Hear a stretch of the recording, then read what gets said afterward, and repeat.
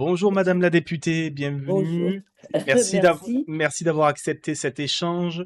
Alors, je vous présente brièvement pour ceux qui ne vous connaissent pas, vous êtes Nicole Dubré-Chirat, vous êtes députée de la 6e circonscription du Maine-et-Loire, élue depuis 2017, réélue en Oui, 2022 et 2024, oui, et vous êtes ancienne fonctionnaire de l'hôpital. oui. Voilà, ancien cadre si je me trompe pas, Oui, oui c'est j'étais ça. infirmière au départ et après cadre supérieur de santé. D'accord, merci pour la précision.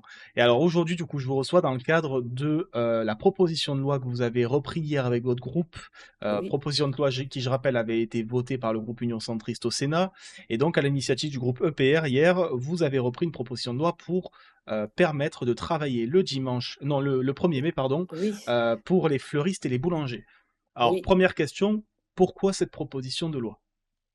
Alors cette proposition de loi, elle est arrivée parce que, il y avait, un manque juridique, qui a fait que certains boulangers, notamment en Charente et Vendée, ont fait travailler des salariés le 1er mai et se sont retrouvés, sanctionnés à raison de 750 € par salarié travaillant ce jour-là.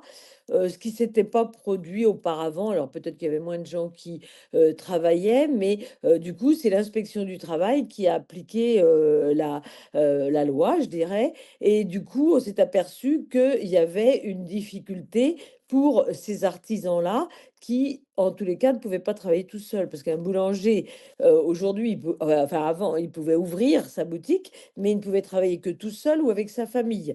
Or, c'est quand même un peu difficile. Donc là, c'est pour permettre aux salariés de travailler ce jour-là. D'accord. Ça reprend un peu le modèle du travail le dimanche qui était basé originairement sur le volontariat. Oui, mais c'est beaucoup plus restrictif que le travail le dimanche. Effectivement, le travail du dimanche, c'est une dérogation, dans certains domaines d'activité, notamment la santé, effectivement, où, c'est, passé, je dirais, dans les mœurs, mais ça reste quand même, je dirais, dans un cadre, hein. C'est pas, tout le monde ne travaille pas le dimanche, tout le monde ne veut pas et tout le monde n'a pas besoin de travailler le dimanche. Après, on a déjà pu voir aujourd'hui dans le privé, et je parle pas forcément du coup des boulangeries et des fleuristes, mais de manière plus générale, que le travail le dimanche, des fois, pouvait directement même intégrer les fiches de poste. C'était du volontariat, mais vous savez, le volontariat, des fois, Oui. quand tout le monde le fait, il y a une pression qui est faite, et forcément, on peut ne pas être recruté si on refuse de le faire. Quels sont les moyens et les leviers que vous avez mis en place pour empêcher, on va dire, cette contrainte auprès des salariés qui refuseraient de travailler ces Alors jours-là? d'abord, l'ouverture, d'une boulangerie ou d'un fleuriste, elle est sur la base du volontariat déjà de l'artisan. Il n'est pas Oui. obligé d'ouvrir. Ça, c'est la première chose et la deuxième chose, si, il demande à ses salariés, ceux qui sont volontaires, il doit, avoir un écrit. C'est-à-dire que le salarié qui se propose, il doit confirmer par écrit, que, il est d'accord et ensuite, il sera, payé double puisque c'est une journée, particulière.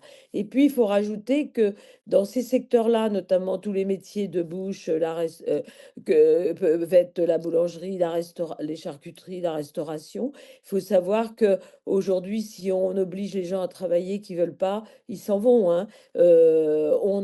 On n'est plus attaché forcément, à son activité si on n'a pas des conditions acceptables. Donc je crois que personne n'a intérêt à forcer quelqu'un à travailler. Et pour avoir travaillé dans la santé, même les gens qui savent qu'on a besoin de travailler des jours fériés, des dimanches, ils acceptent au début, pas pour autant qu'ils sont contents de le faire plus tard, hein. Après, vous savez qu'aujourd'hui, le marché du travail est de plus en plus tendu en termes de flux, hein. Oui, On rappelle aujourd'hui, il y a, je crois, c'est 450 000 emplois à pourvoir à pour un peu plus pourvoir, de oui, 4 millions de chômeurs. oui. Donc, la logique d'avancer que si les personnes ne voulaient pas, ça leur plaisait pas, ils pourraient partir, ben, la logique de la réalité du marché du travail se confronte à eux et les contraint de rester indirectement. Oui. Et c'est là que, sur le sujet du coup de la contrainte indirecte, pour garder son emploi ou autre. Est-ce que, il y a des choses qui ont été mises en place pour potentiellement qu'il puisse y avoir des signalements ou autre? Ah bah, après, un salarié, il peut, effectivement solliciter, l'inspection du travail. Il peut solliciter la fédération, la boulangerie, par exemple, il y a une fédération nationale avec des représentations, locales qui existent, qu'on peut aller solliciter. Il y a aussi effectivement les organisations syndicales, générales, je dirais, qui sont, effectivement aujourd'hui très opposées à ce texte-là. Donc, il y a toujours des voies d'accès pour signaler des malveillances ou des chefs d'entreprise, je dirais, malveillants, hein. On sait qu'il y en a, mais enfin, c'est quand même pas non plus la majorité. D'accord. Et moi, une des questions que je me posais aussi et que beaucoup se posent, c'est pourquoi ce texte a été soulevé, on va dire, alors qu'on va dire qu'aucun syndicat professionnel, même du secteur, n'a poussé en ce sens, que c'est une initiative qui, pour certains, est dénoncée comme étant une initiative purement entrepreneuriale de la part des entrepreneurs, de la part de ceux qui emploient et pas des salariés eux-mêmes.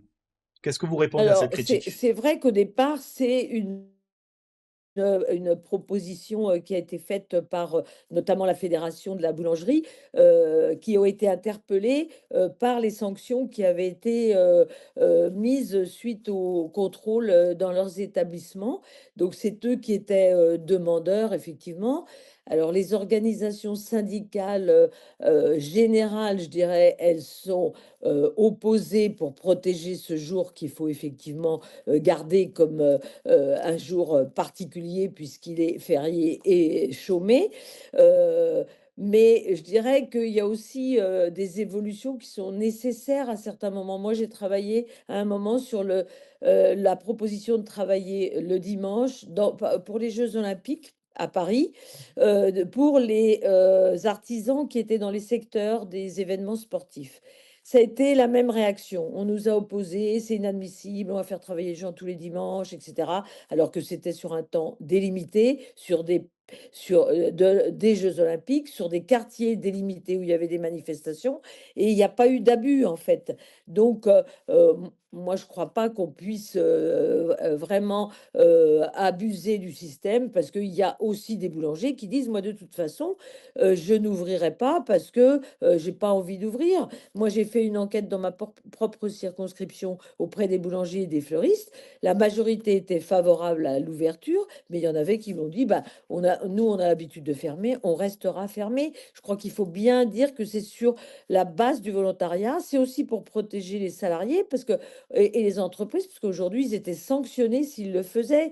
Donc, je pense qu'il y a, et là, il y a une enquête de la CPME qui est sortie cette semaine, qui a interrogé à la fois les citoyens pour dire est-ce que vous êtes d'accord, si vous pouvez aller chercher votre pain le jour du 1er mai.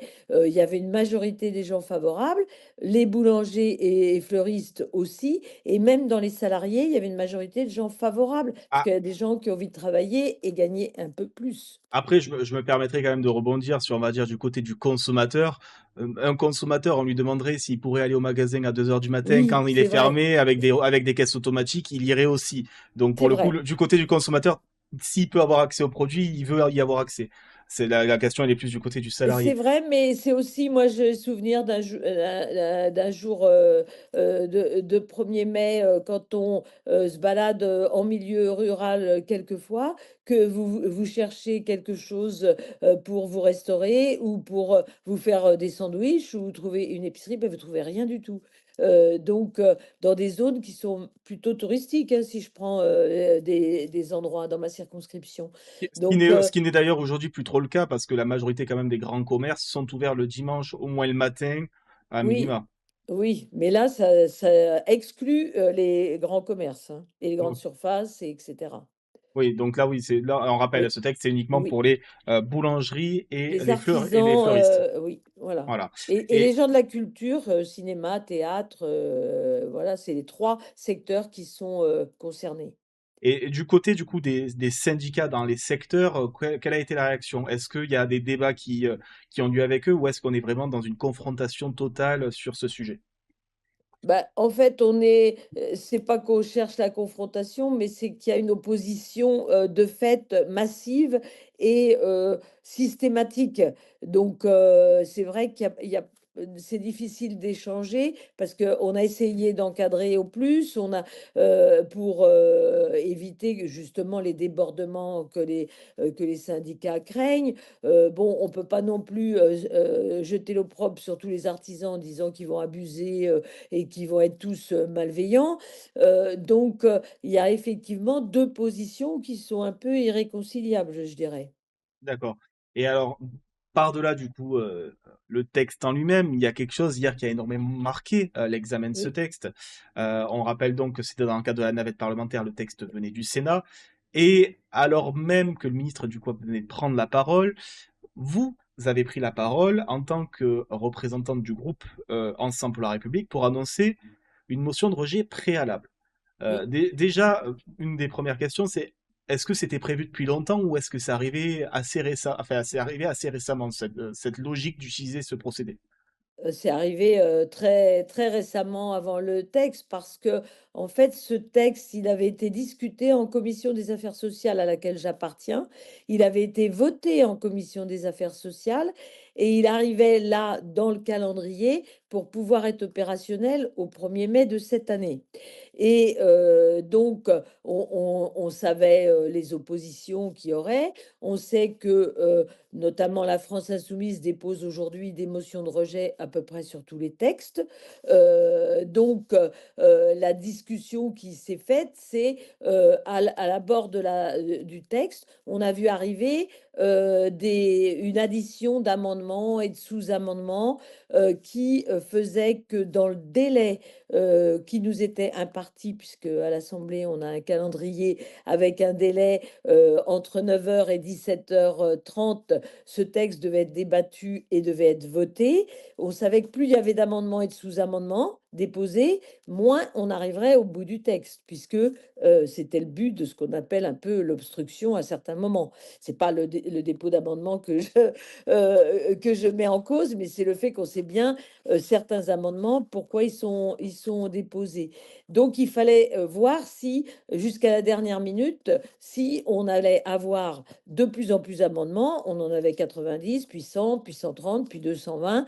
Donc, mathématiquement, on voit bien que ça passe pas dans le délai imparti. Donc, on savait qu'ils avaient déposé une motion de rejet. Le risque était il la retire au dernier moment, puisqu'il y a une possibilité de la retirer. Oui. Donc, il fallait que nous, on anticipe en se disant, soit on ne traite pas de ce texte, on abandonne, soit on rentre dans le texte et on n'arrivera pas au bout. Donc, il faut trouver une méthode pour y arriver. La seule méthode était que nous-mêmes, nous posions une motion de rejet, s'ils retiraient la leur, pour que ce texte ne soit pas étudié là et aille directement en commission mixte paritaire, ce qui va se faire la semaine prochaine. Oui, mardi prochain à 16h30. Voilà, exactement. Hem, Alors, c'est m les artifices de l'Assemblée, c'est légal, Bien sûr, mais non, mais c'est bien de la sûr que stratégie, qui est pas facile à comprendre pour, bien sûr tout que un chacun. c'est légal et ça respecte les principes de la Oui, Constitution, ou du moins en tout cas les zones grises, on va dire. oui, Est-ce que vous considérez que c'est quelque chose qui respecte totalement le principe démocratique dans le cadre du fait où il y a un débat au sein de l'hémicycle et que du coup, avec ce procédé, on a totalement squeezer le débat au sein de l'Assemblée parce que il faut quand même préciser que quand le texte sortira de la CMP, si elle est conclusive, il y aura juste une explication de vote. Il n'y aura pas eu de débat sur les oui et amendements, un sur les vote articles ou autres. final. Oui, c'est Voilà. ça. Est-ce que vous considérez pas qu'il y a une logique quand même un peu anti-démocratique ou en tout cas d'aller vraiment sur les limites, vraiment les limites extrêmes de la Constitution et des textes avec ce genre de procédé? Parce qu'on avait déjà vu cette logique avec la loi Oui, Duplomb avec d'ailleurs la loi du plomb. Alors, précédemment. faut savoir quand même que le texte, il venait du Sénat, donc il avait été débattu au Sénat. Il est arrivé à l'Assemblée, il a été débattu en commission à l'Assemblée de façon plutôt apaisée. Nous, on rentrait pas dans l'idée de ne pas débattre. On voulait que ce texte, il puisse débattre. Mais Mais vu la configuration, c'était impossible d'y arriver. Donc, soit on entérinait le fait que on ne le prenne pas en compte et qu'on abandonne, sachant que l'année prochaine, étant une année d'élection présidentielle, ce ne sera pas un sujet d'intérêt prioritaire, je dirais. Donc, en fait, le débat, il peut toujours exister, mais quand les gens l'empêchent, et aujourd'hui, la France insoumise, c'est ce que c'est que de déposer des motions de rejet et est à même de refuser le débat pour un certain nombre de textes. Donc, en fait, c'est pas un refus de démocratie, c'est une possibilité d'organisation des débats qui existe, qui est peut-être dommageable, mais qui en fait est légale. Et de toutes les façons, on aurait eu un débat d'opposition systématique les uns contre les autres, il y a pas d'accord possible sur aucune des professions d'ailleurs qui est citée.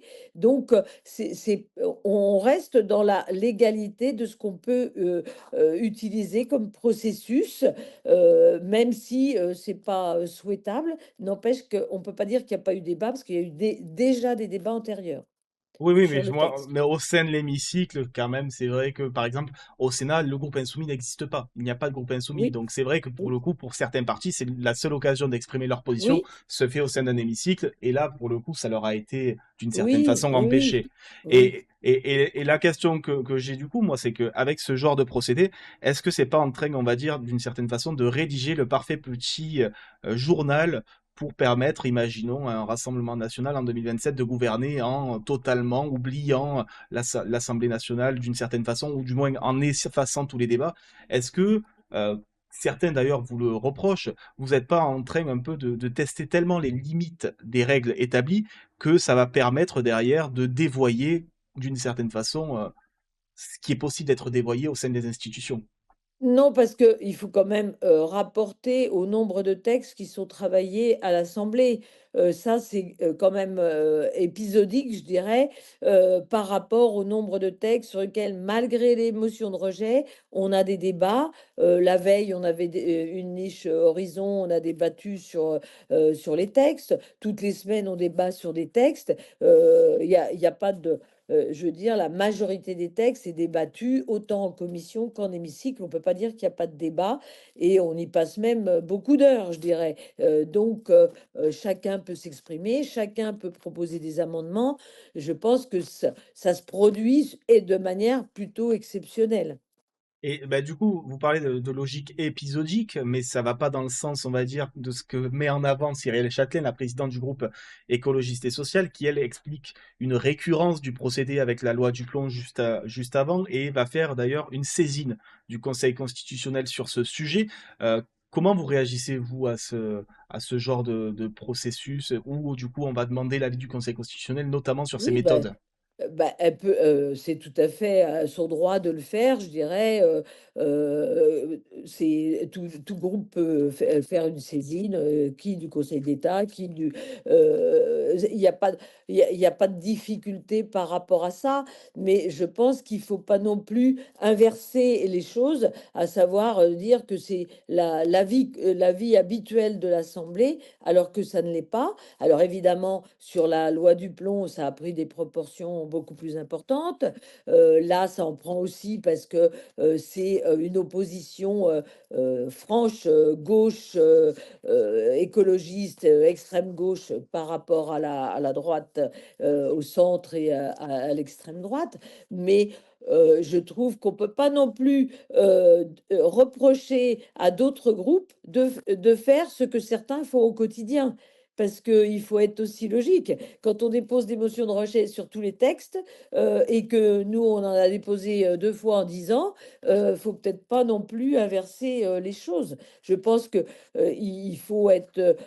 si ils avaient voulu le débat, il suffisait qu'ils posent pas de motion de rejet ni 220 amendements qui n'avaient que pas grand-chose à voir avec le texte, ou quelqu'un aurait pu débattre du texte.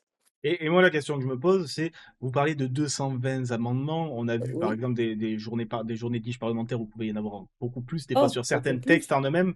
Mhm. Est-ce que, sur un texte comme celui du 1er mai, qui est quand même une journée fériée, un jour férié très important historique, ça n'aurait pas valu le coup de faire cette journée entière et potentiellement de ne pas le faire passer pour cette année, mais de le faire sur une autre journée qui aurait pu avoir lieu un autre jour prochainement. Est-ce qu'il fallait forcément vraiment passer au-delà du débat sur un sujet qui quand même touche un jour férié historique comme le 1er mai? Est-ce qu'on était obligé de le faire absolument cette année? On ne pouvait pas attendre l'année prochaine?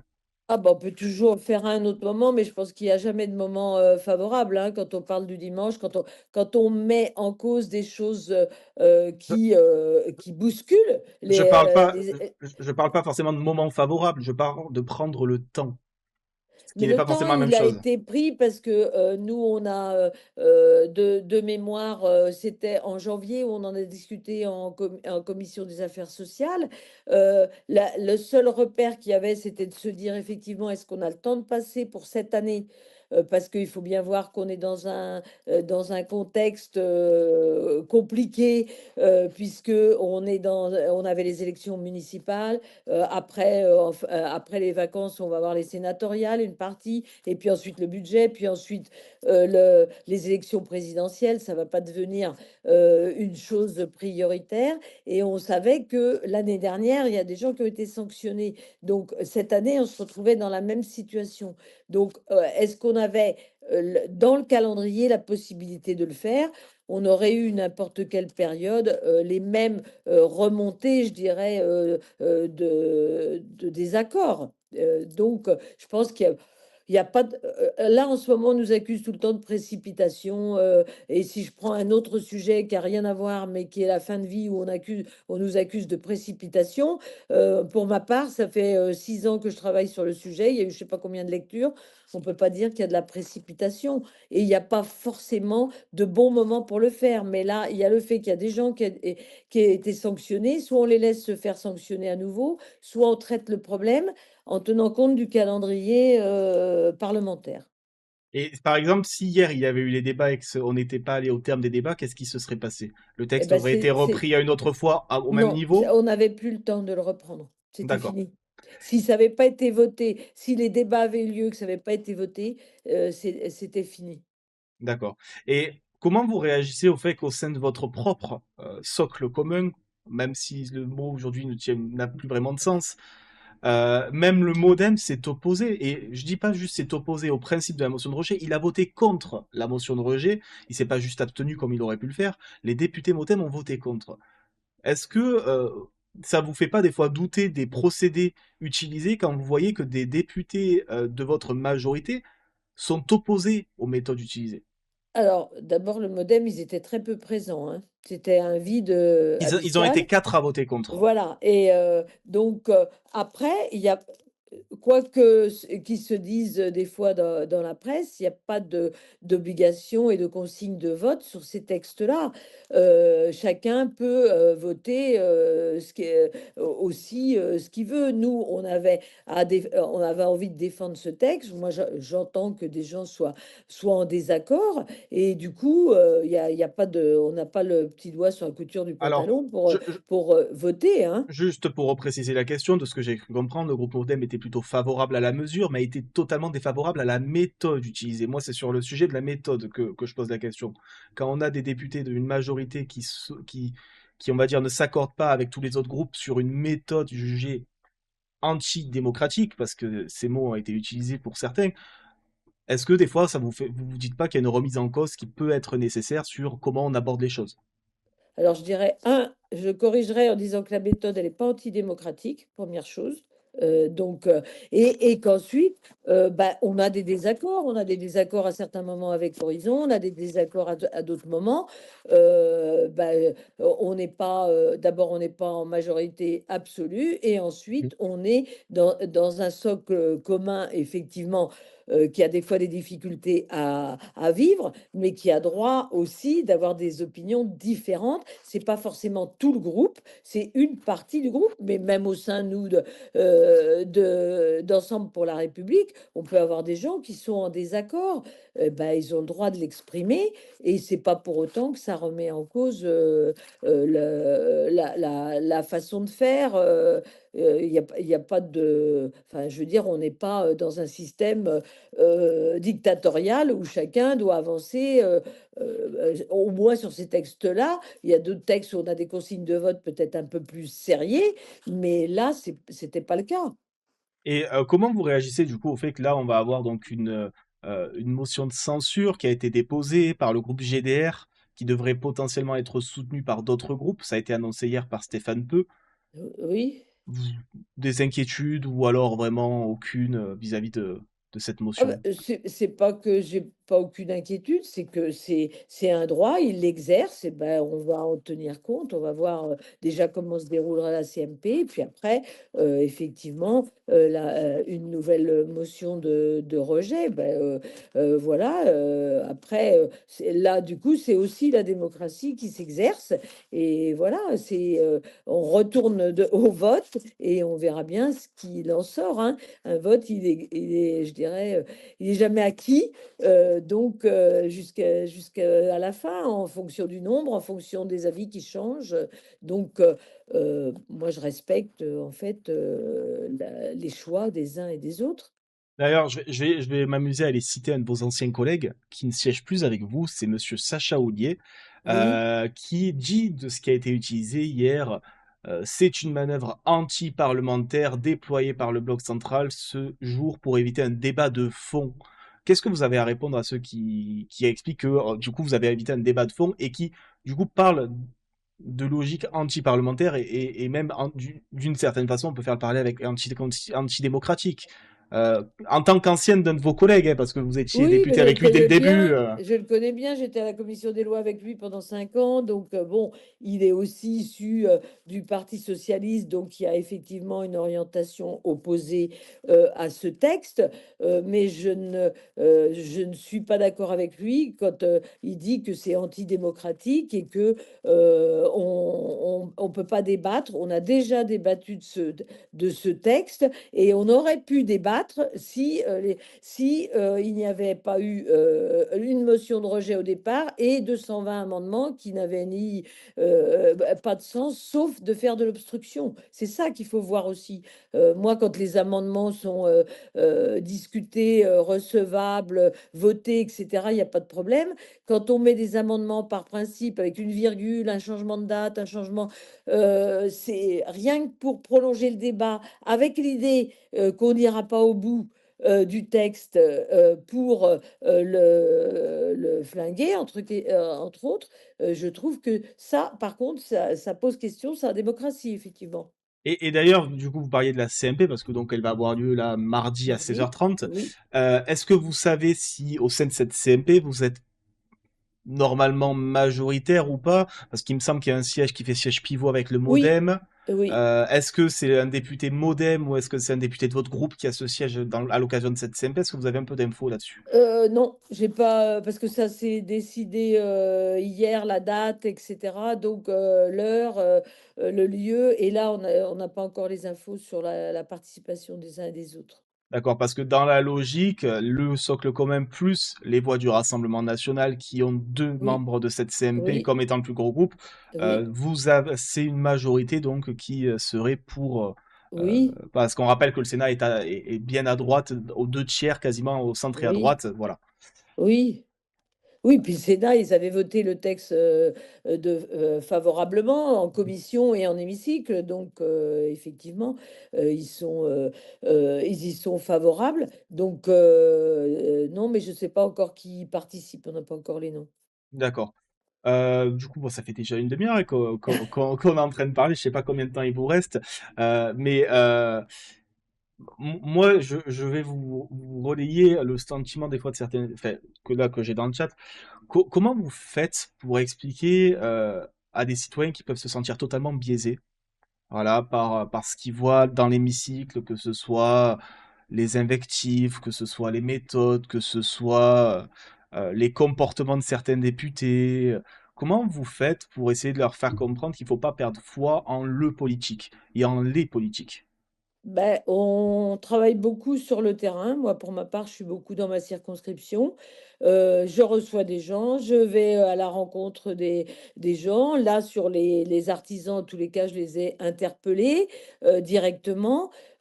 Après, pour tous les textes, on reçoit des mails en disant, si vous votez pas ce que je vous dis, je vous réélirai pas, ça de toutes les façons, même si on représente les citoyens de notre circonscription, évidemment qui sont pas d'accord avec tout ce qu'on vote. Mais moi, j'explique toujours qu'on vote aussi en notre âme et conscience. On réfléchit. Pour ma part, moi, je passe beaucoup d'heures aussi à l'Assemblée à travailler et en essayant de bien réfléchir aux impacts. Donc, on est engagé. Évidemment, on a des gens qui sont en désaccord pour tous les textes. Pour tous les textes. Alors, il y en a qui sont plus sensibles que d'autres pour lesquels on reçoit, je peux vous dire là, des sommes de mails énormes. Mais c'est ça la représentation. Mais c'est vrai dans une association. Moi, j'ai fait partie d'associations. Quand on a des choses à voter, on n'est pas tous d'accord. On discute et puis à un moment, il faut voter. Il y a une décision à prendre et elle s'impose à l'ensemble des gens, même ceux qui n'ont pas voté, hein. Les élections municipales, les élus, c'est la même chose. Pour certains, il y avait le choix avec plein de listes. Pour d'autres, il y avait moins le choix. Mais une fois qu'on a voté, les gens qui vous représentent, ils sont dans la dynamique d'étudier les textes d'abord, parce que on étudie les textes, on vote pas n'importe comment. Quant aux invectives, moi je regrette les comportements irrespectueux qui se passent à l'Assemblée, parce que quand on dit aux enfants, et on a souvent des jeunes à assister au balcon, qu'il faut être respectueux des autres et des lieux, il faut se les appliquer à soi-même, et c'est loin d'être le cas malheureusement. Et la question que je me posais, c'est est-ce que vous, en tant que député, bon, vous n'avez pas connu cette époque de l'UMP face au PS en tant que de grands blocs, Oui. mais est-ce que vous considérez que le débat s'est brutalisé au sein de l'hémicycle ou pas tant que ça, c'est juste qu'il s'est décalé sur d'autres individus? Oui, je dirais pas que c'est, alors ça dépend des périodes, mais quand on regarde même plus ancien que ça, Le il y a eu des RPR débats, notamment, oui. voilà, il y a eu des débats très, véhéments, avec des propos assez, difficiles aussi, hein. Si on prend la période je prendrais Roselyne Bachelot chez moi ou, Simone Veil pour certains textes et cetera. Mais il y avait peut-être, c'était quand même plus respectueux, je pense, et avec, un aspect, culturel, intellectuel plus développé peut-être que ce qu'il y a, aujourd'hui. Parce que là, on est souvent aussi dans la provocation, dans, la personnalisation, la mise en cause personnelle, je dirais. Et c'est avec des choses, enfin bon, si je prends hier, par exemple, le fait de chanter dans l'hémicycle, c'est interdit. Donc ça, c'est pas non plus des choses qui doivent se faire, dans un lieu de la République. On respecte les règles aussi, donc je pense qu'il y a ça. Donc ça s'est dévié, mais bon, après qu'il y ait des discussions, dures sur des textes, c'est plutôt sain justement, c'est plutôt le lieu, mais dans le respect des personnes et des différences. D'accord. Et alors, petit parallèle qu'on n'avait pas, que j'avais pas forcément dit que j'allais évoquer avec vous parce que c'est, on va dire, dans l'actualité. On avait parlé un peu procédé du plombis. Beaucoup prennent cette logique pour parler de ça. Par rapport à la loi du plomb, vous vous rappelez, il y avait eu ces pétitions en ligne. Oui. Il y a une pétition en ligne contre en ce moment la loi Yadan, qui du coup va faire qu'elle devrait être examinée dans un débat au sein de l'hémicycle. Cette loi qui est notamment portée par beaucoup de députés de votre groupe. Alors, j'ai pas pensé à aller regarder si vous étiez signataire ou non de ce texte, et quelle est votre position, on va dire, vis-à-vis de ces pétitions qui prennent de plus en plus d'ampleur et qui provoquent du coup des débats au sein de l'hémicycle. Le droit de pétition, il existe. Après, il faut pas que ça devienne un moyen de contourner l'exercice, démocratique, je dirais. Parce qu'aujourd'hui, on a des pétitions, on a, à côté des organisations syndicales, des collectifs de partout, qui s'organisent. Alors peut-être que c'est parce qu'il y a pas assez de lieux de discussion, mais il faut pas se tromper de cible, Alors c'est-à-dire du qu'il y a coup, des je viens d'aller vérifier, oui, donc vous êtes oui, vous aussi signataire, du coup, je suis allé vérifier oui. pour vous. Mais c'est vrai que c'est un texte qui est compliqué, ce texte-là, qui a été remanié parce que il a été, envoyé au au Conseil d'État, et il y a une partie qui a été reprise, stricto sensu du Conseil d'État. Heu, bon, mon inquiétude, moi, c'est que est-ce qu'il faut, ramener ce texte-là, maintenant, dans un contexte quand même compliqué? Je suis pas sûre que ce soit le bon timing, je dirais, dans le calendrier, là, du coup. Parce que ça va remonter, des oppositions, fortes.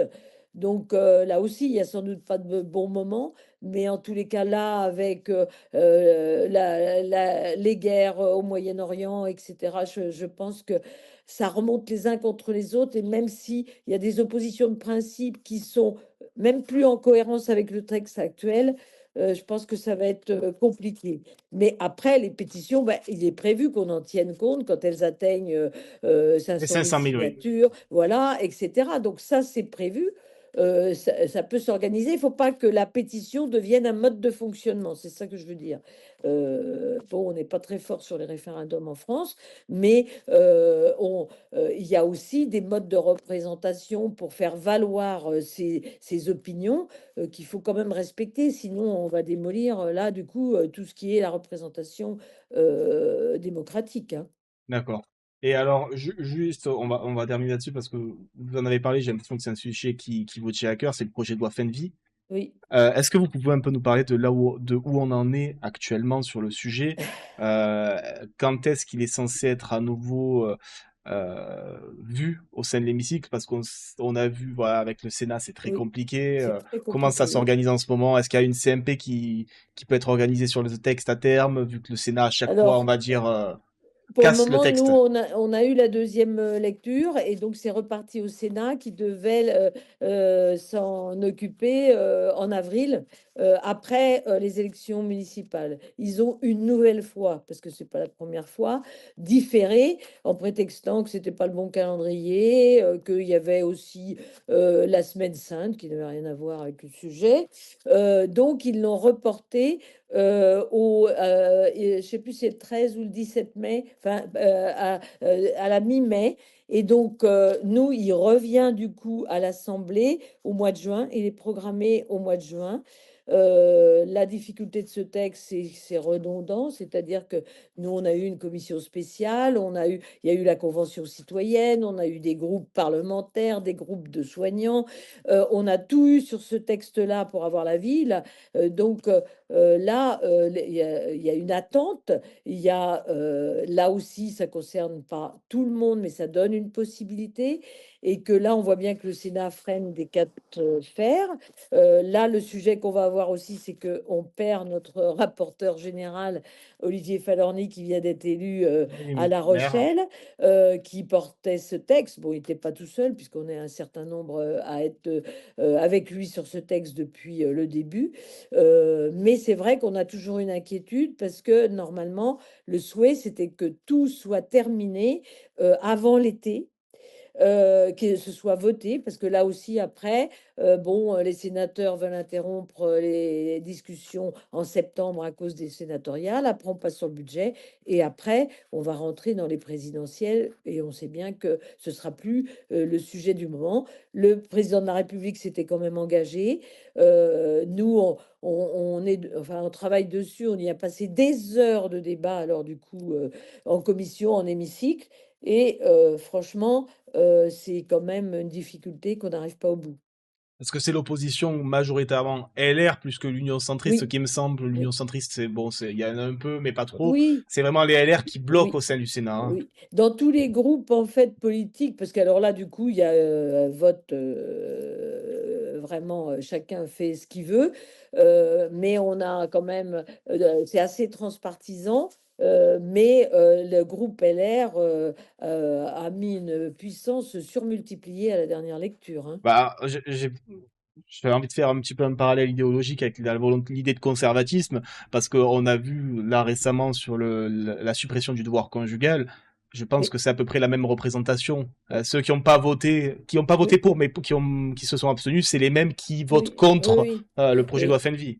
Et Voilà. puis c'est surtout que moi, ce que j'ai assez mal vécu pour avoir été de tous les débats, c'est aussi le fait de donner des mauvaises informations, de tordre le texte en disant ce qu'il n'a pas dans le texte et en faisant monter des peurs pour les personnages et pour les personnes en situation de handicap, pour la psychiatrie, alors que ça n'existe pas dans le texte. Et ça, je trouve que c'est quand même pas acceptable, quoi. Merci beaucoup en tout cas Ah bah d'avoir de répondu à rien. ces questions. Je vais vous libérer pour votre week-end. Oui, Euh, ben non, je vais aller faire un certain nombre de rendez-vous en circonscription aussi, voilà. Merci beaucoup, Madame la députée. Ben Bonne merci journée à à vous. vous et peut-être à une Bonne prochaine fois. journée, Au revoir. bon week-end. Au revoir, merci.